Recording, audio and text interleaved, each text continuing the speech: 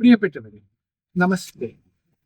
Magic the magician എന്ന comic strip കാണാത്തവർ വളരെ അപൂർവമായിരിക്കും. ലിയോൺ മാൻഡ്രിക് എന്നൊരു മാന്ത്രികന്റെ ജീവിതത്തെ ആസ്പദമാക്കി രൂപം കൊടുത്ത ഒരു കോമിക് സ്ട്രിപ്പാണ് മാജിക് ദി മജീഷ്യൻ. തിന്മകൾക്കെതിരെ പോരാടുന്ന, ദുഷ്ടന്മാരെ നിഗ്രഹിക്കുന്ന മാൻഡ്രിക് ദി മജീഷ്യൻ എന്നും എനിക്ക് ഒരു വീരപുരുഷനായിരുന്നു. ഇത്തരം കോമിക്കുകൾ വായിച്ചിട്ടാണ് പുസ്തകങ്ങളുടെ ലോകത്തിലേക്ക് ഞാൻ ചുവടെടുത്തു വെച്ചത്. ഇന്ന് മാൻഡ്രിക് ദി മജീഷ്യനെ പോലെയുള്ള മാന്ത്രികന്മാർ തീർച്ചയായിട്ടും ഉണ്ടാകാൻ സാധ്യതയില്ല. കാരണം തിന്മകൾക്കെതിരെ പോരാടുന്ന, ദുഷ്ടന്മാരെ നിഗ്രഹിക്കുന്ന ഒരു മജീഷ്യൻ ഉണ്ടാവുക എന്നുള്ളത് തീർത്തും അസാധ്യമായ ഒരു കാര്യമാണ്. എന്നാൽ അതിനെല്ലാം ഉപരിയായി നന്മകൾ വാരി വിതറുന്ന ഒരു മജീഷ്യൻ നമ്മുടെ കൂട്ടത്തിലുണ്ട്. അദ്ദേഹത്തിന്റെ പേരാണ് ഗോപിനാഥ് മുതുകാട്. മാന്ത്രിക കല എങ്ങനെ ജനങ്ങളുടെ നന്മയ്ക്ക് വേണ്ടി ഉപയോഗിക്കാം എന്ന് അദ്ദേഹം കാണിച്ചു തരുന്നു. തിരുവനന്തപുരത്തെ മാജിക് അക്കാദമി എന്നൊരു സ്ഥാപനമുണ്ട്. മാജിക്കിന്റെ വിവിധ വശങ്ങൾ എത്ര തന്മയത്വത്തോടെയാണ് അവിടെ അവതരിപ്പിക്കുന്നതെന്ന് അറിയാമോ? ആയിരക്കണക്കിന് പേരാണ് അവിടെ നിത്യവും വന്ന മാജിക് അക്കാദമി സന്ദർശകരായി എത്തുന്നത്. അതോടൊപ്പം അദ്ദേഹം രൂപം കൊടുത്ത മറ്റൊരു സ്ഥാപനമുണ്ട്. അതിന്റെ പേരാണ് ഡിഫറെന്റ് ആർട്സ് സെന്റർ, DAC. ഇതിന്റെ ചെയർമാനാണ് ഞാൻ.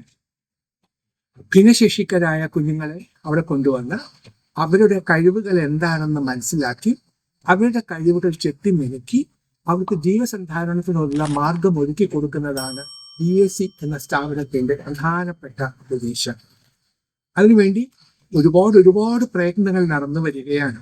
DACയുടെ ആഭിമുഖ്യത്തിൽ ഇന്ന് കേരളത്തിലെ എല്ലാ ജില്ലകളിലും ഭിന്നശേഷിക്കാരായ കുട്ടികൾക്ക് വേണ്ടി വീടുകൾ നിർമ്മിച്ചു കൊടുക്കുന്നു. ഭിന്നശേഷി സൗഹൃദമായ വീടുകൾ വെക്കുന്നു. പിന്നെ ഇതിനുപരിയായിട്ട് ഭിന്നശേഷിക്കാരായ കുഞ്ഞുങ്ങളെ നമ്മുടെ ജീവിതത്തിൽ നമ്മൾ ഉൾക്കൊള്ളണം എന്ന സന്ദേശം ഉൾക്കൊള്ളിച്ചുകൊണ്ട് അദ്ദേഹം കന്യാകുമാരി മുതൽ കശ്മീർ വരെ ഒരു വലിയ ദീർഘയാത്ര നടത്തുകയും ചെയ്തു. ഒരുപാട് പ്രയത്നങ്ങൾ അതിന്റെ പിന്നിലുണ്ട്. ഇങ്ങനെ ഭിന്നശേഷിക്കാരായ കുഞ്ഞുങ്ങൾക്ക് വേണ്ടി തന്റെ ജീവിതം ഒഴിഞ്ഞു വെച്ച ഒരു വലിയ കലാകാരനാണ് പ്രിയപ്പെട്ട ഗോപിനാഥ് മുതുകാട്. കേരളം അദ്ദേഹത്തെ കേരളശ്രീ നൽകി ആദരിച്ചു. എങ്കിലും ഒരുപാട് പേർക്ക് അദ്ദേഹത്തെ കുറിച്ച് പരാതികളുമുണ്ട്. അവർ കാര്യങ്ങൾ അറിയാതെ അദ്ദേഹത്തെ വിമർശിക്കുന്നു. സോഷ്യൽ മീഡിയയിലൂടെ അദ്ദേഹത്തെ അധിക്ഷേപിക്കുന്നു. നന്മകൾ ചെയ്യുന്നവർക്ക് എന്നും ലഭിക്കുന്ന പ്രതിഫലം ഇത് തന്നെയാണ്. ചരിത്രം എടുത്തു നോക്കൂ, അല്ലെ? എല്ലാ മനുഷ്യരും സമന്മാരാണെന്ന് പറഞ്ഞ പ്രവാചകനായ മുഹമ്മദ് നബിയെ അവർ ആട്ടി ഓടിച്ചു. മറ്റുള്ളവരെ സ്നേഹിക്കണം, ശത്രുക്കളെ തന്നെ സ്നേഹിക്കണം എന്ന് പറഞ്ഞ യേശുദേവനെ അവർ കുരിശിലേറ്റി. ഞാനൊരു അധീനക്കാരനല്ല, ഞാനൊരു ഗ്രീക്കുകാരനുമല്ല, ഞാനൊരു വിശ്വപൗരനാണെന്ന് പറഞ്ഞ സോക്രട്ടീസിന് അവർ വിഷം നൽകി, അല്ലെ? ഇതാണ് ലോക ചരിത്രം. പട്ടുകൊടുത്തവന് വെട്ട്, സത്യം പറഞ്ഞവന് കല്ല്, സ്നേഹിക്കാൻ പറഞ്ഞവന് കുരിശ്. ഇത് ഉണ്ടാവുകയുള്ളൂ. അതുകൊണ്ട് ഇതൊന്നും കണ്ട് പിന്മാറുന്ന പ്രകൃതക്കാരനല്ല ഗോപിനാഥ്. അദ്ദേഹം തന്റെ പ്രവൃത്തി തുടർന്നുകൊണ്ടേയിരിക്കുന്നു. അദ്ദേഹത്തെ അടുത്തറിയാൻ ഞങ്ങൾ ശ്രമിക്കുകയാണ് ഈ ഇന്റർവ്യൂയിലൂടെ. ശ്രീ ഗോപിനാഥ് മുതുകാടുമായി ഞങ്ങളുടെ പ്രോജക്ട് ഓഫീസർ ഫർസാന ഫാത്തിമ നടത്തിയ അഭിമുഖത്തിന്റെ 1ാം ഭാഗം കഴിഞ്ഞ ആഴ്ച സംപ്രേഷണം ചെയ്യുകയുണ്ടായി. അതിന്റെ തുടർച്ചയാണ് ഇന്ന്. ആ അഭിമുഖത്തിന്റെ 2ാം ഭാഗത്തിലേക്ക് നിങ്ങളെ എല്ലാവരെയും ഞാൻ സാദരം ക്ഷണിക്കുന്നു. പ്രോജക്റ്റ് ഇപ്പോഴും കണ്ടിന്യൂ ചെയ്യുന്നു. തീർച്ചയായിട്ടും ഈ ഫെബ്രുവരി 23-ാം തീയതി നമ്മുടെ മുഖ്യമന്ത്രിയും അതുപോലെ തന്നെ ചിത്ര ചേച്ചിയും കൂടി ചേർന്നതിൻ്റെ തറക്കല്ലിടുന്ന ദിവസമാണ് 23-ാം തീയതി. പിന്നെ ഞങ്ങൾ ഡിഫറെൻ്റ് ആർട്സ് സെൻറ്ററിൻ്റെ നേതൃത്വത്തിൽ ചെയർമാൻ അടക്കമുള്ളവരുടെ തീരുമാനപ്രകാരം ഒരു മാജിക് ഹോംസ് ഉണ്ടാക്കുന്നുണ്ട്. അതായത് ഒരു മോഡൽ ഓഫ് ആക്സസിബിലിറ്റി ഹോംസ് ഉണ്ടാക്കുന്നുണ്ട്. അതായത് ഏത് ഭിന്നശേഷിക്കാരനും ഈസി ആയിട്ട് കടന്നു ചെല്ലാവുന്ന സോഷ്യൽ ഇൻക്ലൂഷൻ്റെ ഭാഗമായിട്ടുള്ളൊരു വീട്. അപ്പോൾ 14 വീടുണ്ട്. അതിന് ആദ്യത്തെ വീട് കൊടുക്കുന്നത് 22-ാം തീയതിയാണ്. അങ്ങനെ എല്ലാ ജില്ലകളിലും ഓരോ വീടുണ്ടാക്കി കൊടുക്കുന്നുണ്ട്. ഇപ്പോൾ നമ്മൾ പുതിയൊരു പ്രോജക്റ്റ് ഡിഫറെൻ്റ് ആർട്സ് സെൻറ്റർ വന്നിരിക്കുന്നത് കുട്ടികൾക്ക് വേണ്ടിയിട്ട് അപ്പ് കഫേകൾ. ഇപ്പോൾ ഇവിടെ ഡൗൺ സിൻഡ്രോം ബാധിച്ച കുട്ടികൾക്ക് അപ്പ് കഫേ എന്ന് പറഞ്ഞൊരു പ്രോജക്റ്റ് ഉണ്ടാക്കി നമ്മൾ. അവർക്ക് തന്നെ ഫുഡ് പ്രിപ്പയർ ചെയ്തിട്ട് കൊടുക്കാനുള്ളൊരു സംവിധാനം അവരതിനു വേണ്ടി ട്രെയിൻ ചെയ്യും. ഇപ്പോൾ ഞങ്ങളിപ്പോൾ അതിന് വേണ്ടിയിട്ട് പല സ്ഥലങ്ങളിലും കേരളത്തിൻ്റെ പല ഭാഗങ്ങളിലും ഈ കുട്ടികൾക്ക് വേണ്ടി അപ്പ് കഫേ തുടങ്ങി കൊടുക്കുകയാണ്. അപ്പോൾ അവർ സെൽഫ് സഫിഷ്യൻ്റ് ആയിട്ട് മാറുക ചെയ്യുന്നത്. ഇങ്ങനെയുള്ള വേറിട്ട വഴികളിലൂടെയാണ് നമ്മൾ യാത്ര ചെയ്യുന്നത് ഉദ്ദേശിക്കുന്നത്. അതുകൊണ്ട് അതിനകത്ത് തെറ്റിദ്ധാരണ പടർത്താൻ ഈസിയാണ്, അല്ലേ? ഇതൊരു കാഴ്ചപ്പാടിൻ്റെ വ്യത്യാസമാണ്. ആ കാഴ്ചപ്പാട് നമ്മൾ അംഗീകരിച്ചേ പറ്റുള്ളൂ. അപ്പോൾ ഇതൊക്കെ ഉണ്ടാകും. അതെപ്പോഴും നമ്മൾ നേരിടാൻ വേണ്ടി തയ്യാറായിക്കൊണ്ട് തന്നെയാണ് ഇത്തരം പദ്ധതികൾ മുന്നോട്ട് കൊണ്ടുപോകാൻ വേണ്ടി ശ്രമിക്കുന്നത്. കാലം തെളിയിക്കും എന്ന് മാത്രമേ പറയാനുള്ളൂ. നമ്മുടെ ഒരു ലൈഫിലെ ഒരു ബാക്ക് ബോൺ ആണ് നമ്മുടെ ഫാമിലി. അപ്പൊ സാറിന്റെ ഫാമിലിയെ കുറിച്ചൊന്ന് പറഞ്ഞ് അവരെ കുറിച്ച് എന്ത് സപ്പോർട്ടാണ് അവര് സാറിന് നൽകിയത്? 100% സപ്പോർട്ടാണ്. അതായത് എന്ത് കാര്യങ്ങളുണ്ടെങ്കിലും എൻ്റെ കൂടെ ഉണ്ട് എൻ്റെ ഭാര്യ. ഭാര്യയുടെ പേര് കവിത എന്നാണ്. ആ കാലം മുതൽ എൻ്റെ പാഷനും എൻ്റെ പ്രൊഫഷനും എല്ലാം ഇഷ്ടപ്പെട്ട് എന്നോടൊപ്പം ഒട്ടി നിൽക്കുന്ന ഒരു ഭാര്യയാണ് എൻ്റെ കവിത എന്ന് പറയുന്നത്. അതുകൊണ്ട് തന്നെയാണ് അതിശക്തമായിട്ട് ഇതിങ്ങനെ മുന്നോട്ട് പോകാനും സാധിക്കുന്നത്. ഞങ്ങൾ എല്ലാ കാര്യങ്ങളും ഞാൻ ചർച്ച ചെയ്യാറുണ്ട്. ഇത്തരം തീരുമാനങ്ങൾ എടുക്കുന്ന സമയത്ത് ഗോപിയേട്ടൻ്റെ ഇഷ്ടം എന്ന് പറഞ്ഞ് എന്നെ അനുവദിക്കുന്ന ഒരു ഭാര്യയാണ്. എല്ലാരും ഈ ടഫ് ടൈംസിലും സാറിന് നല്ല സപ്പോർട്ടായിരുന്നു. തീർച്ചയായിട്ടും സൊസൈറ്റിയുടെ എല്ലാവരുടെ ഭാഗത്തു നിന്നും എനിക്ക് നല്ല സപ്പോർട്ടായിരുന്നു. സ്നേഹിക്കുന്നവരാരാണ്, സ്നേഹിക്കാത്തവരാരാണ്, സ്നേഹം അഭിനയിക്കുന്നവരാരാണ് എന്നൊക്കെ തിരിച്ചറിയാനുള്ള ഒരു അവസരമാണ് ഇത്തരത്തിലുള്ള പ്രശ്നങ്ങളൊക്കെ ഉണ്ടാകുന്ന സമയത്ത്. എപ്പോഴും നമ്മുടെ ലൈഫ് എന്ന് പറയുന്നത് അത്ര സ്മൂത്തൊന്നുമല്ല. അത് ആരുടെയും ലൈഫ് സ്മൂത്തല്ല. എപ്പോഴും ഖലീൽ ജിബ്രാൻ പറഞ്ഞതുപോലെ ദുഃഖ സമ്മിശ്രമാണ് നമ്മുടെ ജീവിതം, അല്ലേ? സുഖത്തിൽ ജീവിക്കുമ്പോഴും ദുഃഖം തൊട്ടടുത്ത കട്ടിലിൽ പുതച്ചു മൂടി കിടക്കുന്നുണ്ടെന്നും നിങ്ങൾ ദുഃഖത്തിൽ ജീവിക്കുന്ന സമയത്തും സുഖം തൊട്ടടുത്ത കട്ടിലിൽ പുതച്ചു മൂടി കിടക്കുന്നുണ്ടെന്നും അറിയുക എന്നും ജിബ്രാൻ നമ്മളോട് പറഞ്ഞു വെച്ചിട്ടുണ്ട്. അതുപോലെ ദുഃഖ സമ്മിശ്രമാണ് ജീവിതം. എപ്പോഴും ഇത്തരത്തിലുള്ള പ്രശ്നങ്ങളൊക്കെ ഉണ്ടാവും. ആ പ്രശ്നങ്ങളെ അതിജീവിക്കുന്നത് തന്നെയാണ് ജീവിതത്തിൻ്റെ ഏറ്റവും വലിയ മനോഹാരിത എന്ന് പറയുന്നത്. അതുകൊണ്ട് ഒരു വെല്ലുവിളി വരുന്ന സമയത്ത് കൂടുതൽ നമ്മൾ കരുത്തരാവുക ചെയ്യുന്നത്. കൂടുതൽ കാര്യങ്ങളെക്കുറിച്ച് തിരിച്ചറിയാനും എങ്ങനെ കാര്യങ്ങൾ മുന്നോട്ട് കൊണ്ടുപോകണമെന്ന് പഠിക്കാനുള്ള ഒരു ഓപ്പർച്യൂണിറ്റി കൂടിയാണ് ഇത്തരത്തിലുള്ള വെല്ലുവിളികൾ നമ്മുടെ മുമ്പിലേക്ക് വന്ന് വീഴുന്നത് എന്ന് വിശ്വസിക്കുന്ന ഒരാളാണ് ഞാൻ. അപ്പം ഡിഫറെന്റ് ആർട്ട് സെന്റർ എന്നൊരു ആശയത്തിൽ കുട്ടികൾ എത്ര പ്രായത്തിലാണ് വരുന്നത്? ഇവരെ അക്സെപ്റ്റ് ചെയ്യാൻ എന്തെങ്കിലും ക്രൈറ്റീരിയാസ് എന്തെങ്കിലും ഉണ്ടോ സർ? 14 വയസ്സിന് മുകളിലാണ് നമ്മൾ കുട്ടികളെ എടുത്തിരുന്നത്. ആദ്യത്തെ ബാച്ചിലും രണ്ടാമത്തെ ബാച്ചിലും മൂന്നാമത്തെ ബാച്ചിലും എടുത്തിരുന്നത്. കാരണം ഇവർക്ക് +2 വിദ്യാഭ്യാസം കഴിഞ്ഞതിന് ശേഷം സാധാരണ വിദ്യാഭ്യാസം കൊടുക്കുന്ന ഒരു പ്രൊവിഷൻ നമ്മുടെ ഇന്ത്യയിൽ ഇന്ന് ഭാഗ്യവശാൽ ഇല്ല. അപ്പോൾ ഫ്രീ എഡ്യൂക്കേഷൻ ഇല്ല, അങ്ങനത്തെ ഒരു പ്രശ്നമുണ്ട്. അപ്പോൾ ആ ഒരു പ്രായത്തിലാണ് ഈ കുട്ടികൾ ഏറ്റവും കൂടുതൽ പ്രശ്നങ്ങളുണ്ടാകുന്നത്. വീടിനകത്ത് അവരുടെ ഹോർമോൺ ചേഞ്ചസിൻ്റെയൊക്കെ സമയം, അവരുടെ സെക്ഷലായിട്ടുള്ള ഇഷ്യൂസ് ഇതെല്ലാം കൂടി വരുന്ന സമയത്ത് വീടിനകത്ത് ഒരുപാട് കൺഫ്യൂഷൻസ് ഉണ്ടാകുന്ന ഒരവസ്ഥയാണ്. അപ്പോൾ ആ ഒരു ഏജിലാണ് നമ്മൾ ഇങ്ങോട്ട് എടുക്കുന്നത്. അപ്പോൾ അതിനകത്ത് നമ്മൾ ക്രൈറ്റീരിയ എന്ന് പറഞ്ഞാൽ ഏതെങ്കിലും സ്കില്ല്, അതായത് ഒരു പാട്ടിനകത്ത് ചെറിയൊരംശം, ഒരു മൂളിപ്പാട്ട് പാടാനുള്ളൊരു കഴിവ് അല്ലെങ്കിൽ ഒരു താളബോധം ഉണ്ടായിക്കഴിഞ്ഞാൽ ബാക്കി നമുക്ക് ഡെവലപ്പ് ചെയ്യാവുന്നതേ ഉള്ളൂ. അങ്ങനെയുള്ള കുട്ടികളെയാണ് എടുക്കുന്നത്. പിന്നെ എസ്പെഷ്യലി മനസ്സിലാക്കേണ്ടത് ഇതൊരു ഭിന്നശേഷിക്കാരെ ട്രീറ്റ് ചെയ്യുന്നൊരു സെൻറ്ററല്ല, ഒരു ആശുപത്രിയല്ല. നേരെ മറിച്ച് ഇതൊരു ഡിഫറെൻ്റ് ആർട്ട് സെൻറ്ററാണ്. ആർട്ടിലൂടെ ഈ കുട്ടികളെ അപ്ലിഫ്റ്റ് ചെയ്യുക എന്നൊരു ലക്ഷ്യമാണ് ഇതിനകത്തുള്ളത്. പിന്നെ അവർക്കൊരു സെൽഫ് സഫിഷ്യൻ്റ് ആക്കാൻ വേണ്ടിയിട്ട് നമ്മുടെ ഭാഗത്തുനിന്നൊരു ഒരു പിന്തുണ കൊടുക്കുക.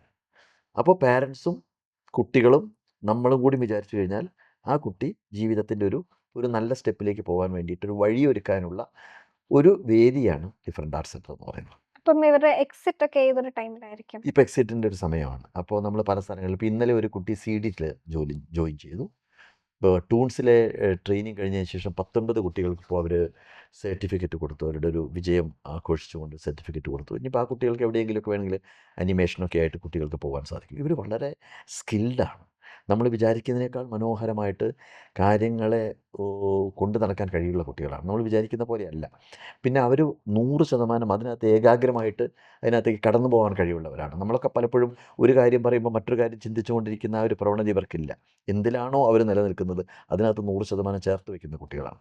അപ്പോൾ അങ്ങനെയൊക്കെയുള്ള സാധ്യതകൾ ഈ കുട്ടികൾക്കുണ്ട്. അതുകൊണ്ട് ഇവരെ നമ്മൾ പലപ്പോഴും ഒരു കുട്ടിക്ക് ഓട്ടിസം ഉള്ളൊരു കുട്ടി അല്ലെങ്കിൽ സെറിബ്രൽ പാൾസി ഉള്ളൊരു കുട്ടി, ആ കുട്ടി എങ്ങനെ ജോലിക്ക് എടുക്കുമെന്ന് ചിന്തിക്കേണ്ട യാതൊരു കാര്യമില്ല. അവർക്ക് ജോലി കൊടുത്തു കഴിഞ്ഞാൽ ഒരുപക്ഷേ സാധാരണ എന്ന് അവകാശപ്പെടുന്ന നമ്മൾ ചെയ്യുന്നതിനേക്കാൾ കൂടുതൽ മനോഹരമായിട്ട് കാര്യങ്ങൾ ചെയ്യാൻ അവർക്ക് സാധിക്കും എന്നുള്ളതാണ് വാസ്തവം. അതുകൊണ്ട് അവർക്ക് പല മേഖലകളിൽ ജോലി കൊടുക്കാൻ വേണ്ടി ശ്രമം തുറന്നുകൊണ്ടിരിക്കുകയാണ്.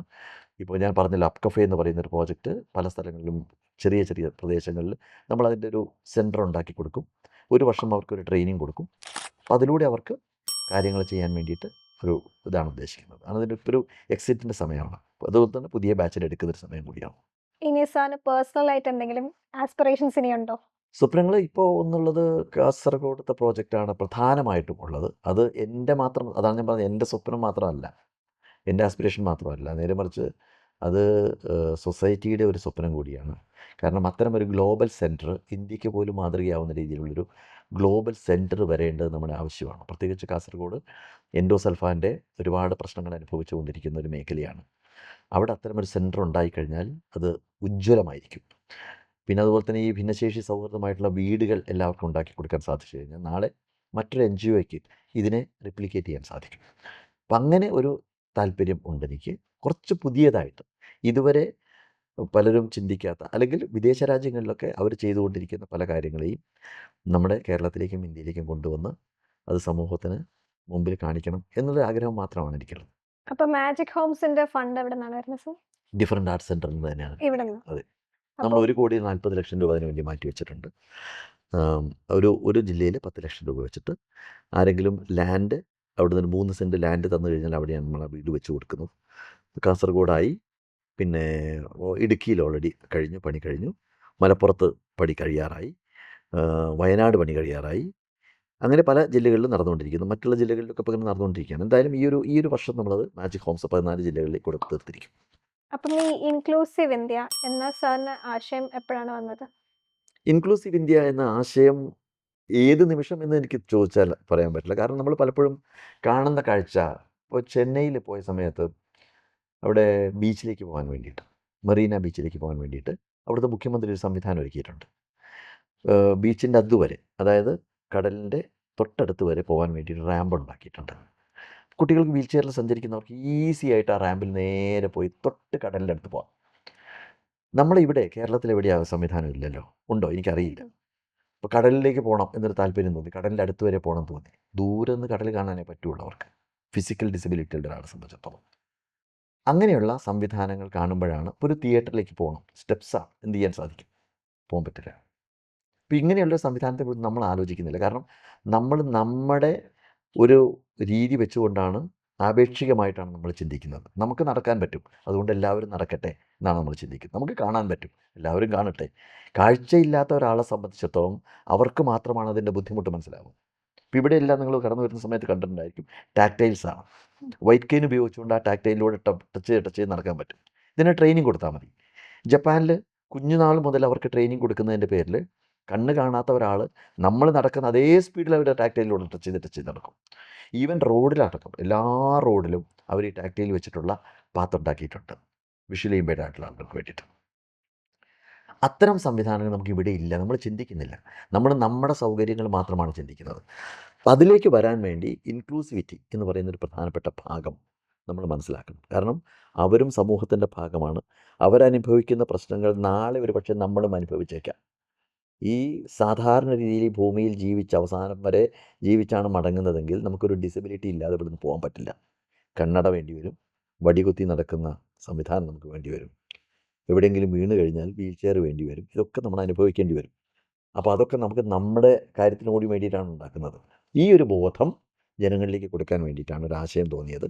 അപ്പോഴാണ് ഇന്ത്യയിൽ മുഴുവൻ നടത്താൻ വേണ്ടി താല്പര്യം തോന്നിയത്. അതിൻ്റെ ഭാഗമായിട്ട് department of empowerment of person with disabilities എന്ന് പറയുന്നൊരു ഡിപ്പാർട്ട്മെൻ്റ് ഉണ്ട്, DEPWD എന്ന് പറഞ്ഞിട്ട്. അത് സോഷ്യൽ ജസ്റ്റിസ് മിനിസ്ട്രിയുടെ കീഴിലുള്ളതാണ്. അവർ നേതൃത്വം കൊടുത്ത് എല്ലാ നാഷണൽ ഇൻസ്റ്റിറ്റ്യൂട്ടുകളിലും അതോടൊപ്പം തന്നെ CRCകളിലും പോയിട്ട് ഈ പ്രോഗ്രാം നടത്തുക. അപ്പോൾ അവിടെയുള്ള NGOs, ഇതുമായിട്ട് ബന്ധപ്പെട്ട് പ്രവർത്തിക്കുന്ന ആളുകൾ അവരുടെ മുമ്പിൽ, പിന്നെ പബ്ലിക്കിനിടയിൽ ഈ പ്രോഗ്രാം നടത്തിക്കഴിഞ്ഞതിന് ശേഷം അതിലൂടെ ഈ അവയർനെസ് കൊടുക്കുക എന്നുള്ളതായിരുന്നു ഇൻക്ലൂസീവ് ഇന്ത്യയുടെ ലക്ഷ്യം. അത് പൂർണ്ണമായിട്ടും വിജയമായിരുന്നു. ഇപ്പൊ കശ്മീർ മുതലേ കന്യാകുമാരി എല്ലായിടത്തും സാർ സഞ്ചരിച്ചു. അപ്പം സാറിന് എന്തെങ്കിലും യൂണീക്ക് എക്സ്പീരിയൻസ് ഫേസ് ചെയ്തിട്ടുണ്ടോ? ഒരുപാടുണ്ട്. ഈവൻ കന്യാകുമാരിയിൽ നിന്ന് തുടങ്ങുന്ന സമയത്ത് തന്നെ അവിടുത്തെ കലക്ടർ ആ പ്രോഗ്രാം ഇനാഗുറേറ്റ് ചെയ്യാൻ വേണ്ടി വരുന്ന സമയത്ത് ഞാൻ അവരെ ക്ഷണിക്കാൻ പോയപ്പോൾ അവർ എന്നെ അറിയാത്തത് കൊണ്ടായിരിക്കും വളരെ ഒരു റഫായിട്ടാണ് സംസാരിച്ചതൊക്കെ. എന്തിനാണിതെന്നൊക്കെ ചോദിച്ചത്. ബട്ട് അവർ ആ പ്രോഗ്രാം വന്ന് കണ്ടു കഴിഞ്ഞിട്ട് അവർ മൈക്കെടുത്തിട്ട് ആദ്യം പറഞ്ഞ കാര്യം, ഇന്ന് ഞാൻ ഓഫീസിൽ പോയി കഴിഞ്ഞ ശേഷം ഇനി ഒരു ബിൽഡിംഗ് പെർമിറ്റ് കൊടുക്കുകയാണെങ്കിൽ അത് ഡിസബിലിറ്റി ഫ്രണ്ട്ലി ആയിട്ടുള്ള പെർമിറ്റ് മാത്രമേ ഞാൻ കൊടുക്കൂ എന്നുള്ളത് ആ പ്രോഗ്രാമിലൂടെ പറഞ്ഞു. റാഞ്ചിയിൽ വെച്ചിട്ട് ഒരു ഗുരുനാനാക്ക് ഓഡിറ്റോറിയത്തിലായിരുന്നു. 2 ഭാഗത്തും സ്റ്റെപ്സാണ്. അപ്പോൾ ഒരു കുട്ടിയെ ഓഡിയൻസിനിടയിൽ നിന്ന് ഒരു ഡിസബിലിറ്റി ഉള്ള കുട്ടിയെ പാടാൻ വേണ്ടിയിട്ട് സ്റ്റേജിലേക്ക് കൊണ്ടുവന്ന് അവർ വിളിച്ചു. ആ സമയത്ത് വീൽ ചെയർ വരില്ല. അപ്പം 4 പേര് വീൽ ചെയറോട് കൂടി ആ കുട്ടിയെ പൊക്കിയിട്ട് സ്റ്റേജിലേക്ക് വെച്ചു. അപ്പോൾ ഞാൻ പറഞ്ഞു, ഇതാണ് നമ്മൾ നേരിടുന്ന പ്രശ്നം. ഇതിനാണ് ഈ ഇൻക്ലൂസീവ് ഇന്ത്യ യാത്ര നടത്തുന്നത്. അവിടുത്തെ പ്രസിഡൻറ്റ് അദ്ദേഹം സ്റ്റേജിലേക്ക് വന്നതിന് ശേഷം പറഞ്ഞു, നാളെ ഒരു സൈഡിലെ റാമ്പ് സ്റ്റെപ്സ് ഞങ്ങൾ പൊളിക്കാൻ പോവുകയാണ്, ഞങ്ങൾ അവിടെ റാമ്പ് ഉണ്ടാക്കാൻ പോവുകയാണ്. It happened. അത് സംഭവിച്ചു. ചെറിയ ചെറിയ കാര്യങ്ങൾ മതി. നമ്മൾ പ്രതീക്ഷിക്കുന്ന പോലെ ഈ ഒരു യാത്ര നടത്തിയിട്ട് എല്ലാവരുടെയും മനോഭാവം മാറ്റിയെടുക്കാമെന്നൊന്നും നമ്മൾ ചിന്തിക്കുന്നില്ല. ഒരു ചെറിയ ഒരു ചലനം ഉണ്ടാക്കാൻ സാധിച്ചു കഴിഞ്ഞാൽ അത് ഡിഫറൻറ്റ് ആർട്സ് സെൻറ്ററിൻ്റെ നേട്ടമാണ്, അല്ലേ? തീർച്ചയായും അതാണ് സാർ. ഉദ്ദേശിക്കുന്നത്. സാർ എല്ലാ കാര്യത്തിനും എല്ലാ സബ്ജക്റ്റിനെയും കുറിച്ച് സംസാരിക്കാറുണ്ട്. അപ്പം ഈ ഒരു തോട്ട്സും എല്ലാം വരുന്നത് ബുക്ക് റീഡിങ്ങിലൂടെയാണോ? വായിക്കാറുണ്ട്, ഞാൻ നന്നായിട്ട് വായിക്കാറുണ്ട്. ആ വായനയിലൂടെ തന്നെയാണ് എനിക്ക് ഇത്തരം ആശയങ്ങൾ വരുന്നത്. വായിക്കുമ്പോഴാണ് കൂടുതലും ആശയങ്ങൾ കിട്ടിക്കൊണ്ടിരിക്കുന്നത്. എന്ത് തരം ബുക്കാണ് വായിക്കാൻ ഇഷ്ടം? അങ്ങനെ പ്രത്യേകിച്ചൊന്നുമില്ല. എല്ലാ പുസ്തകവും വായിക്കാറുണ്ട്. പ്രത്യേകിച്ച് ഞാൻ ഫിലോസഫിക്കലായിട്ടുള്ള ബുക്കുകളാണ് കൂടുതൽ വായിക്കാൻ എനിക്കിഷ്ടം. ബോഷോയുടെ ബുക്സൊക്കെ നന്നായിട്ട് വായിക്കാറുണ്ട്. അപ്പോൾ അത് വായിക്കുമ്പോൾ നല്ല രസമാണ്. അതുപോലെയുള്ള ഇപ്പോൾ ബോബി ജോസ് കട്ടിക്കാട്, ബോബി അച്ഛൻ്റെ പുസ്തകം വായിക്കാറുണ്ട്. അങ്ങനെ പ്രത്യേകിച്ചൊന്നുമില്ല. എങ്കിൽ പോലും അത്തരം പുസ്തകങ്ങളൊക്കെ വായിക്കുമ്പോൾ കുറച്ചും കൂടി നമ്മുടെ മനസ്സിലേക്ക് നല്ല പോസിറ്റീവായിട്ടുള്ള ആശയങ്ങൾ വന്ന് വീഴും. അതൊരു സന്തോഷമാണ്. ഇപ്പൊ കൊച്ചിലേ തന്നെ ബുക്ക് വായനാശീലം ഉണ്ടായിരുന്നു? കൊച്ചിലെ എന്ന് പറഞ്ഞാൽ ഞാൻ എൻ്റെ നാട്ടിൽ എൻ്റെ കവളമുക്കട്ട ഗ്രാമത്തിൽ ആദ്യമായിട്ടൊരു വായനശാല, വിശ്വപ്രഭ വായനശാല വന്നു. അപ്പോൾ അവിടെ കുറച്ച് പുസ്തകങ്ങൾ വന്നു ആദ്യമായിട്ട്. കുഞ്ഞുനാളിലെ ഓർമ്മയാണ്. അവിടെ നിന്ന് ആദ്യം വായിച്ച പുസ്തകം MTയുടെ നാലുകെട്ടായിരുന്നു. ആദ്യമായിട്ട് എൻ്റെ ഒരു പാഠപുസ്തകമല്ലാത്തൊരു പുസ്തകം എൻ്റെ ഓർമ്മയിൽ വായിക്കുന്ന നാലുകെട്ടായിരുന്നു. അപ്പോൾ അതിനകത്തുള്ള അപ്പുണ്ണിയും അമ്മിണിയെടുത്തിയും വല്യമ്മാമയും ഒക്കെ എൻ്റെ വീട്ടിലുള്ള ആളുകളെ പോലെ എനിക്ക് തോന്നിയത്. കാരണം ഞങ്ങളുടെ വീട്ടിലും അതേപോലെ ഒരു വല്യമ്മാമയുണ്ട്, ഒരു ചെറിയമ്മയുണ്ട്. ഇതൊക്കെ കഥാപാത്രങ്ങൾ മുഴുവൻ എൻ്റെ വീട്ടിലെ ആളുകളുടെ ഫേസസ് ആയിട്ടാണ് എനിക്ക് തോന്നുന്നത്. അപ്പോൾ ആ പുസ്തകം എത്രമാത്രം ഇൻസ്പയർ ചെയ്യുന്നുള്ളതാണ്. ഇമേജസും പെട്ടെന്ന് മനസ്സിലേക്ക് ഇങ്ങനെ കയറി വരികയാണ്. അതാണ് പുസ്തകം വായിക്കാനുള്ള പ്രേരണ. അപ്പം പുസ്തകം വായിക്കാൻ വേണ്ടിയിട്ട് സ്റ്റുഡൻസിനെയൊക്കെ ഒന്ന് എംപവർ ചെയ്യാൻ വേണ്ടിയിട്ട് ഒരു അഡ്വൈസ് ഒക്കെ കൊടുക്കാമോ സാറിന്? ഞാൻ പലപ്പോഴും പറയാറുണ്ട്, ആ കാര്യങ്ങൾ പറയാറുണ്ട്. കാരണം ജീവിതത്തിൽ മാറ്റം ആർക്കെങ്കിലും സംഭവിച്ചിട്ടുണ്ടെങ്കിൽ അത് വായനയിലൂടെ മാത്രമേ സംഭവിച്ചിട്ടുള്ളൂ എന്ന് വിശ്വസിക്കുന്ന ഒരാളാണ് ഞാൻ. മാറ്റം എന്ന് പറയുന്നത് വളരെ പോസിറ്റീവായിട്ടുള്ള മാറ്റങ്ങൾ ഉണ്ടാകുന്നത്. ഞാനെപ്പോഴും കുട്ടികളോട് പറയുന്നത്, രാത്രി കിടക്കുന്ന സമയത്ത് നിർബന്ധമായിട്ടും പുസ്തകം വായിച്ചുറങ്ങുക. പുസ്തകത്തിൻ്റെ ഒരു താളെങ്കിലും വായിച്ച് ഉറങ്ങുക. അപ്പോൾ നമ്മുടെ ബ്രെയിൻ അതിനിങ്ങനെ പ്രോസസ്സ് ചെയ്യും. പിറ്റേ ദിവസം രാവിലെ എണീറ്റ് കഴിഞ്ഞ ഉടനെ തന്നെ അതേ താളുകൾ വീണ്ടും വായിക്കുക. അത് നമ്മുടെ മെമ്മറിയിൽ അവിടെ കിടക്കും. ഇപ്പൊ ഡിജിറ്റൽ കോപ്പീസിനോട് സാറിന് താല്പര്യമുണ്ടോ? ഇല്ല, ഞാൻ അങ്ങനെ വായിക്കാറുമില്ല. എനിക്കെന്താ അറിഞ്ഞൂടാ, ഏതാണ് നല്ലതെന്ന് എനിക്ക് അറിഞ്ഞൂടാ. പക്ഷേ അല്ലാത്ത പുസ്തകം വായിക്കുന്നതാണ് രസം, സുഖം. അതിനിങ്ങനെ പേജൊക്കെ നമ്മളിങ്ങനെ മറച്ച് അതിങ്ങനെ ആദ്യം ഒന്ന് മണത്ത് അതിൻ്റെ ഗന്ധമൊക്കെ ഒന്ന് വലിച്ചങ്ങോട്ട് കയറ്റിയിട്ട് അത് വായിക്കുമ്പോഴാണ് സുഖം എന്ന് പറയുന്നത്. സാർ കുറെ വിദേശ യാത്രകൾ ചെയ്യാറുണ്ട്. അപ്പം അതിൽ സാറിന് ഇൻസ്പയർ ചെയ്ത ഏതെങ്കിലും ഇൻസ്റ്റൻസസ് അല്ലെങ്കിൽ ഇൻട്രസ്റ്റിംഗ് ആയിട്ട് ഇത് മീറ്റ് ചെയ്ത ആരെങ്കിലും? എവിടുന്നാണ് ഏറ്റവും കൂടുതൽ ഊർജ്ജം ലഭിച്ചത് എന്ന് ചോദിച്ചു കഴിഞ്ഞാൽ എനിക്ക് പ്രത്യേകിച്ച് അങ്ങനെ ഒരു ഇതില്ല, ഒരു പറയാനൊന്നുമില്ല. അപ്പം ഇൻട്രസ്റ്റിംഗ് ആയിട്ട് മീറ്റ് ചെയ്ത ആരെങ്കിലും കുറിച്ചും?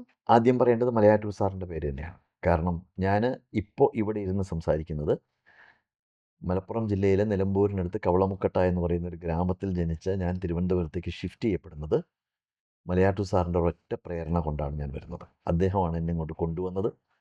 എനിക്കറിയാത്ത ഈ ഒരു ആശയം, the academy of magical science എന്ന് പറയുന്ന ഒരു ആശയമാണ്. എനിക്ക് ചാരിറ്റബിൾ സൊസൈറ്റി എന്താണെന്ന് അറിയില്ല, ഇത്തരമൊരു ഇൻസ്റ്റിറ്റ്യൂഷൻ്റെ പ്രാധാന്യം എന്നറിയാം. ആ കാലത്ത് എനിക്ക് പറഞ്ഞു തന്ന് എന്നെ ഇങ്ങോട്ട് കൊണ്ടുവന്ന് അതിൻ്റെ ഉദ്ഘാടനം വരെ അന്നത്തെ സാംസ്കാരിക വകുപ്പ് മന്ത്രിയെ കൊണ്ട് നടത്തി.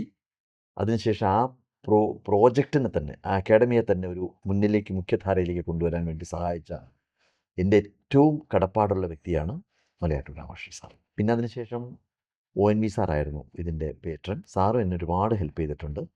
ഇപ്പോൾ അടൂർ സാറാണ് ഇതിൻ്റെ പാട്രൺ. Sir help ചെയ്തുകൊണ്ടിരിക്കുന്നുണ്ട്.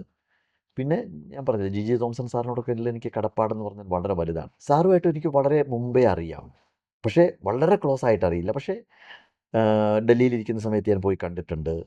അതുപോലെ തന്നെ തിരുവനന്തപുരത്തിൽ പോയി കാണുന്ന സമയത്ത് കണ്ടിട്ടുണ്ട്. ഇങ്ങനെ പണ്ട് മുതലേ അറിയാം. ഈ ഒരു പ്രവർത്തനത്തെക്കുറിച്ചും സാറിന് നന്നായിട്ട് അറിയാം, നമ്മുടെ ഈ പ്രവർത്തനത്തെക്കുറിച്ചും. പിന്നെ ഒരു ദിവസം ഞാൻ അവിടെ പോയിട്ട് അദ്ദേഹത്തിൻ്റെ അടുത്ത് പോയിട്ട് ഞാൻ ചോദിക്കുകയായിരുന്നു, ഞങ്ങൾക്ക് ഇതിനെ ശക്തമായിട്ട് മുന്നോട്ട് നയിക്കാൻ ഒരു ചെയർമാൻ വേണമെന്നുള്ളത്. സാർ ഒന്നും ആലോചിക്കാതെ യെസ് എന്ന് പറഞ്ഞ ഒരു നിമിഷമുണ്ട്, മറക്കാനാവില്ല അത്. അതിനുശേഷം ഞങ്ങളിതിനെ വളരെ എങ്ങനെയാണ് കാര്യം, കാരണം അദ്ദേഹത്തിൻ്റെ എക്സ്പീരിയൻസസ് എന്ന് പറയുന്നത് വളരെ വളരെ വളരെ വലുതാണ്. കേരളത്തിൻ്റെ ചീഫ് സെക്രട്ടറി ആയിരിക്കുക എന്ന് പറയുമ്പോൾ എല്ലാ സമസ്ത മേഖലകളെയും അദ്ദേഹം തൊട്ടിട്ടുണ്ടാവുമല്ലോ. പിന്നെ പല രീതിയിലും കളക്ടറായിരിക്കുന്ന സമയത്ത് ഒരുപാട് പുതിയ ആശയങ്ങളും പുരോഗമന പ്രവർത്തനങ്ങളും കൊണ്ടുവന്ന ആളാണ്. ഇപ്പം നമ്മുടെ ഭാവിക എന്ന് പറയുന്ന ആ പ്രസ്ഥാനം എന്തൊരു വലിയ തോട്ടാണ്. അതാണ് യഥാർത്ഥത്തിലുള്ള ആശയം എന്ന് പറയുന്നത്. കുട്ടികളിലേക്ക് ഇളം പ്രായത്തിൽ തന്നെ വളരെ പോസിറ്റീവായിട്ടുള്ള ചിന്തകൾ കൊടുക്കുകയും അവരിലേക്കൊരു പ്രകാശം ചൊരിഞ്ഞു കൊടുക്കുകയും ചെയ്യുന്നൊരു സൂര്യനാണ് യഥാർത്ഥത്തിൽ ഈ ഭാവിക എന്ന് പറയുന്നത്. അപ്പോൾ ഇതിൻ്റെ ഒരു ഭാഗമായിട്ട് നിൽക്കുമ്പോൾ ഞങ്ങൾക്കും അതിന് ശക്തമായിട്ടുള്ള ഉപദേശങ്ങളും ആശയങ്ങളൊക്കെ ഞങ്ങൾക്ക് തരാറുണ്ട്. അത് വേണ്ടത് മുന്നോട്ട് കൊണ്ടുപോകണം എന്നുള്ളതും വേണ്ടാത്തത് വേണ്ട എന്നും പറയാനുള്ള ആർജവത്തോടു കൂടി ഞങ്ങളുടെ കൂടെ നിൽക്കുന്ന ഒരു ആളാണ്. ഓക്കെ സാർ, നമ്മൾ കൺക്ലൂഡ് ചെയ്യാൻ പോവാണ്. അപ്പം അതിന് വേണ്ടിയിട്ട് നമ്മുടെ യങ് ജനറേഷന് വേണ്ടി സാറിന് കൊടുക്കാനുള്ള ഒരു മെസ്സേജ്. പറയാനുള്ളത് ഒന്ന് മാത്രമേ ഉള്ളൂ, ജീവിതം ഒന്നേ ഉള്ളൂ. ഇനിയൊന്നും ഭൂമിയിലേക്ക് രണ്ടാമതൊന്നും തിരിച്ചു വരുന്നൊന്നും നടക്കുന്ന കാര്യങ്ങളൊന്നുമല്ല, അങ്ങനെയൊന്നും ഇല്ല. ഈ ഒരു ജീവിതം എന്ന് പറയുമ്പോൾ അതിനകത്ത് പ്രവർത്തിക്കാനും ഉജ്ജ്വലമായിട്ട് നിൽക്കാനും ജ്വലിച്ചു നിൽക്കാനും കിട്ടുന്ന സമയം എന്ന് പറയുന്നത് വളരെ ചെറുതാണ്. ഇളം പ്രായത്തിൽ നമ്മൾ എടുക്കുന്ന തീരുമാനങ്ങൾ തന്നെയാണ് നമ്മുടെ ജീവിതത്തിന് മുന്നോട്ട് നയിച്ചുകൊണ്ടിരിക്കുന്നത്. ഞാൻ എപ്പോഴും കുട്ടികളോട് പറയാറുണ്ട്, പൂക്കൾ മേലോട്ടെറിഞ്ഞാൽ പൂക്കൾ താഴേക്ക് വീഴും, കല്ലുകൾ മേലോട്ടെറിഞ്ഞാൽ കല്ലുകൾ താഴേക്ക് വീഴും. എന്തെറിയണം എന്ന് തീരുമാനിക്കുന്നത് നമ്മളാണ്, നമ്മൾ മാത്രമാണ്. അതുകൊണ്ട് ഓരോ സ്റ്റെപ്പും വളരെ ശ്രദ്ധയോട് കൂടിയിട്ട് മുന്നോട്ട് പോവുക, ഓരോ നിമിഷവും ജ്വലിച്ച് ജീവിക്കുക. ഇതാണ് പ്രധാനമായിട്ട് പറയാനുള്ളത്. ഇപ്പോൾ ഭാവിയെ പോലെയുള്ള ഒരു പ്രസ്ഥാനം ഇതിനു വേണ്ടി മാത്രം പ്രവർത്തിച്ചുകൊണ്ടിരിക്കുകയാണ്. ലോകത്തെമ്പാടുമുള്ള കുട്ടികളെ മുഴുവൻ ചേർത്ത് പിടിച്ച് ആ കുട്ടികൾക്ക് നല്ലൊരു കാഴ്ചപ്പാടുണ്ടാക്കാനും ആ കുട്ടികളെ മുന്നോട്ട് നയിക്കാനും അവർക്ക് സ്വപ്നങ്ങൾ പകർന്നു കൊടുക്കാനുള്ള ഒരു പ്രസ്ഥാനമാണ് ഭാവിക എന്ന് പറയുന്നത്. അല്ലേ? അവരുടെ മനസ്സിലേക്ക് ചിന്തകളല്ല, സ്വപ്നങ്ങളാണ് കൊടുക്കുന്നത്. അത് ചെയ്യാനേ സാധിക്കുകയുള്ളൂ. പക്ഷേ സ്വപ്നം കാണുക എന്ന് പറയുന്നത് നമ്മുടെ ഓരോരുത്തരുടെയും ദൗത്യമാണ്. അല്ലേ? അത് നിങ്ങൾ വഴി തെളിച്ചു കൊടുക്കുക, ആ സ്വപ്നം കാണുക എന്ന് പറയുന്നത് നിങ്ങളുടെ ഓരോരുത്തരുടെയും ദൗത്യമാണ്. അതുകൊണ്ട് എല്ലാവരും നല്ല ചിന്തകളുമായി, നല്ല സ്വപ്നങ്ങളുമായി, ആ സ്വപ്നങ്ങൾ സഫലമാവാനുള്ള നല്ല പ്രവർത്തനങ്ങളുമായി കഠിനാധ്വാനം ചെയ്തുകൊണ്ട് ജീവിതത്തിൽ മുന്നോട്ട് പോവുക. വീണ്ടും പറയുന്നു, ജീവിതം ഒന്നേ ഉള്ളൂ, അത് ജ്വലിച്ച് ഉജ്ജ്വലമായിട്ട് ജീവിക്കാൻ വേണ്ടി പ്രാപ്തരാവുക. That's all.